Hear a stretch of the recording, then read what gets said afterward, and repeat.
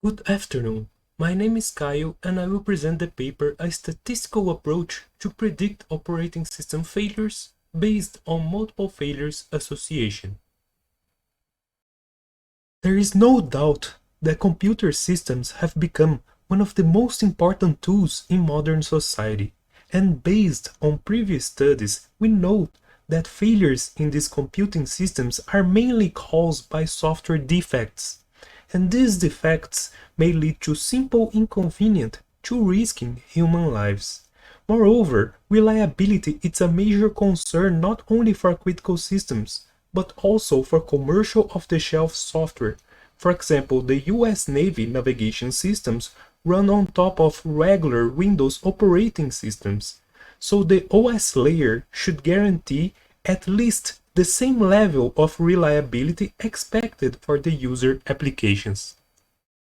Note that in most computing systems, the software layer is divided into applications and the operating system.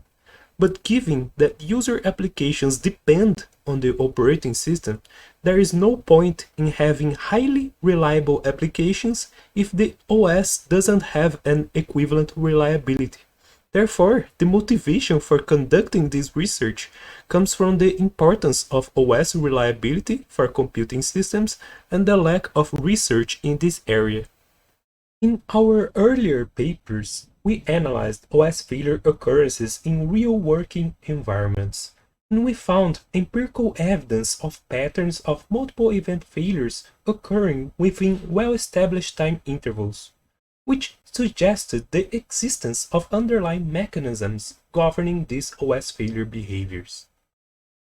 The results from our earlier studies motivated this research, in which we propose a generic statistical approach to predict OS failures based on associations. We compute the probability of a given failure to occur within a time interval upon the occurrence of a particular pattern of preceding failures. This analysis is essential towards more effective and accurate reliability approaches. For example, if a system knows that there is an 88% chance of occurring a failure B after a failure A, the next time failure A is observed, the system can perform proactive actions to prevent future failures. We used a commercial off-the-shelf operating system software as our research subject, the Microsoft Windows 7, which is still one of the most used desktop operating systems. Moreover, Windows 7 provides detailed failure registries through its reliability analysis component, also known as RAC. The RAC collects some information about the failures and stores it in these fields, like the computer name and the time when the failure occurred. These 5 highlighted fields are the main fields we used in this research, and they were used to uniquely identify each failure event. Our work sample comprised 7,007 failures obtained from 566 computers running Microsoft Windows 7. The data were organized into 4 groups. G1 and G2 are from the same university. G1 comprehends failures in computers of undergraduate teaching laboratories, and G2 are from the university's administrative departments. G3 contains failures in computers of a corporate environment, and G4 is a heterogeneous group and contains failures in computers from different environments, such as household, corporate, and academic, among others. Some previous works have investigated the reliability of operating systems. However, all of them considered as OS failures only the failures that occurred in the kernel space. But we know from the OS theory and practice that modern operating systems have several of their parts executing in both kernel and user spaces. Therefore, we adopted an approach introduced in this 2013 paper from our research group to categorize OS failures that occurred in both kernel and user spaces. So, based on the field's event identifier, product name, and source name of the RAC record, we classified each OS failure into one of these 3 categories. The OS application category contains OS application processes failures. These application processes run in user space, and one example is the explorer.exe. The OS service contains OS service components failures. These service components also run in the user space, and one example is the Internet Explorer update. And finally, the OS kernel contains OS kernel subsystems failures. These subsystems run in the kernel space, and one example is the video DDR error, which is a display driver failure. Note that the most common OS failures belong to the OS service category, with 60.63% of the failures. Since OS service contains the highest percentage in failure events, we analyzed the field source name in the failure records of this category, and we found that 23 types of OS service failures were related to software updates performed by the Windows Update Service, which is the standard software update mechanism in Windows 7. These 23 types corresponded to 87.97% of the total number of failures in the OS service category. Given the prevalence of OS failures related to software updates, they were clustered into 23 subtypes within the type Windows Update Service. An analysis of these 23 subtypes showed that only 4 subtypes represented most of these failures, which are Internet Explorer Update, Windows Update, .NET Framework Update, and Office Update. This is an overview of the OS failures stratification. We first divided the OS failures into categories, then into types, and for the Windows Update Service type, we created subtypes. In this paper, we consider it as association a systematic relationship between an OS failure with other preceding OS failure.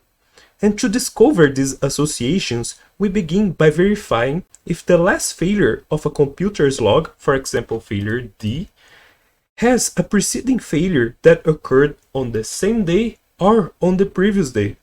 If so, we fill out 2 additional fields we created to store information about the previous failure and the delta t between them. And we follow the same logic for the other failures. Note that failure B doesn't have a previous failure, since failure A occurred 2 days apart, and failure A also doesn't have a previous failure, because it is the first failure of the log. Note that we analyzed failure associations between 2 days to encompass cases in which failures occurred in computers running overnight. However, this could create unrealistic associations. For example, if the first failure of a computer occurs in the morning of one day and the second in the evening of the next day. To tackle this problem, we get all occurrences of an association, for example the association between failures C and D, and we calculate the confidence interval around the median of their delta t's.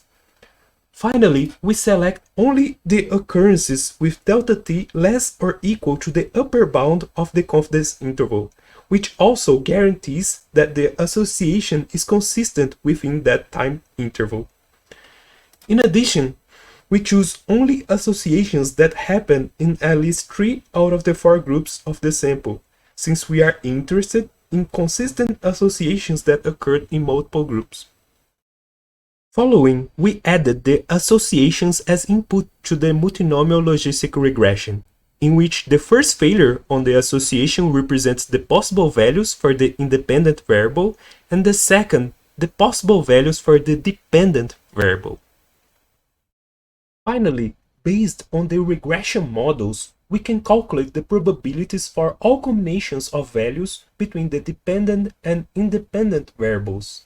So, one of our main goals is to predict the probabilities of a given failure to occur upon the occurrence of a particular pattern of preceding failures. We used 2 approaches to compute our model's goodness of fit. The first is the McFadden's R2, and the second, we analyze the model's prediction accuracy. And to do that, we randomly split the data between training and test, and we generated the models based on the training data, and we tested their accuracy using the test data, which contains unseen data. Now I will present our main results. In our prediction approach, we looked for patterns of three types of failure associations: associations between categories, subtypes, and subtypes with the delta t between them. For the associations between categories, both dependent and independent variables are OS failure categories. In this case, we observed a very good fit for the multinomial logistic regression models, and we could predict more than 95% of the occurrences. Moreover, we observed that there is a high probability of occurring associations between failures of the same categories. We observed that the most frequent associations were composed of OS service failures, especially Windows Update Service, and we found that only 4 Windows Update Service subtypes compose more than 90% of these associations. Therefore, we performed a new prediction based on these associations. In this case, both dependent and independent variables are Windows Update Service subtypes of failures. Once again, the models had a very good fit, and we could predict more than 80% of the occurrences. We observed that there is a higher probability of occurring associations with the same subtype, but there is also a significant probability of occurring Windows Update failures after most of the other subtypes, which is highlighted in dark green. One important property that contributes to a better understanding of the OS failure associations is their delta t values, so they were added as independent variables in the models.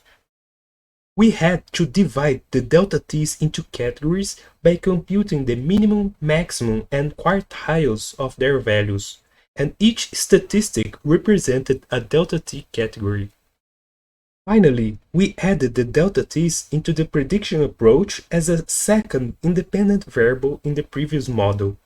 However, the accuracy didn't improve much in comparison to the past model, but using the delta t allowed us to uncover new other failure association patterns.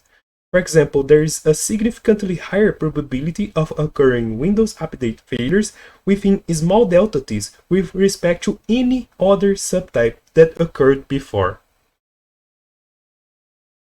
Prior to this study, we didn't know the answer to questions such as: could we use patterns of failures association to predict OS failures?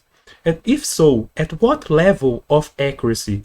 And is it feasible to implement the results as a part of an online OS failure prediction system? In response to these questions, our prediction approach was able to predict OS failures with good to high accuracy, and the empirical evidence observed suggests the feasibility of using our approach to implement online OS failure prediction, which must be composed of two main tasks: the continuous calibration of the model's coefficients with new incoming failure records, and performing the probability estimation of the next failures to occur, as well as the appropriate preventive actions based on these outputs. Thank you.